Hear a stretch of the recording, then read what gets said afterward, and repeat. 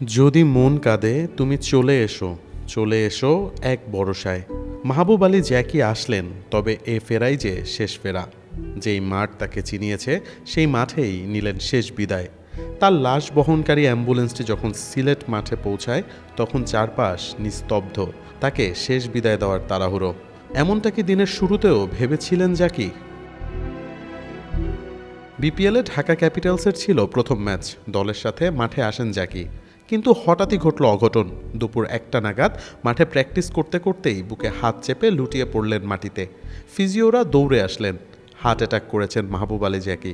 বেশ কিছুক্ষণ তাকে সিপিআর দেওয়ার পর নেওয়া হয় হাসপাতালে, কিন্তু সৃষ্টিকর্তার ডাকে সাড়া দিয়ে মাঝ রাস্তায় চলে যান তিনি। হাসপাতালে নেওয়া হলে ডাক্তাররা তাকে মৃত ঘোষণা করে।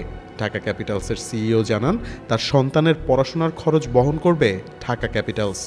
তো উনি ফিজিক্যালি আমাদের থেকে চলে গিয়েছেন, কিন্তু পুরা সিজন জুড়ে উনার স্পিরিট আমাদের সাথে থাকবে।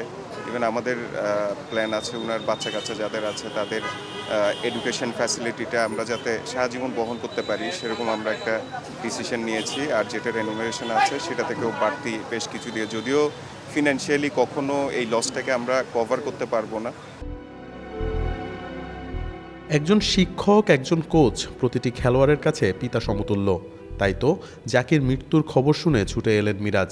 অশ্রুসিক্ত জলে ত্যাগ করলেন হাসপাতাল। মিরাজের কাদো কাদো চোখগুলো যেন এখনও প্রিয় কোচকে খুঁজে বেড়ায়। বিসিবি প্রেসিডেন্ট আমিনুল ইসলাম বুলবুল থেকে শুরু করে অন্য কোচরাও এসেছিলেন আল হারমাইন হাসপাতালে।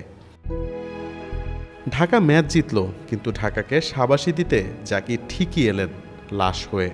বুক চাপা কষ্ট নিয়ে তাকে বরণ করে সিলেট স্টেডিয়াম। খেলোয়াড়, কোচ, সাংবাদিক সবাই এক কাতারে আদায় করেন তার নামাজের জানাজা। জানাজা শেষে মুশির এমন কান্নাই বলে দেয় কতটা আপন ছিলেন জাকি, কতটা কাছের ছিলেন তিনি। মাঠের মানুষ মাঠ থেকেই বিদায় নিলেন। বাংলার ক্রিকেট হারালো এক অভিভাবক।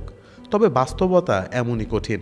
মাহবুব আলী জ্যাকি পরপারে ভালো থাকবেন, এমন কামনাই তার শিষ্যদের।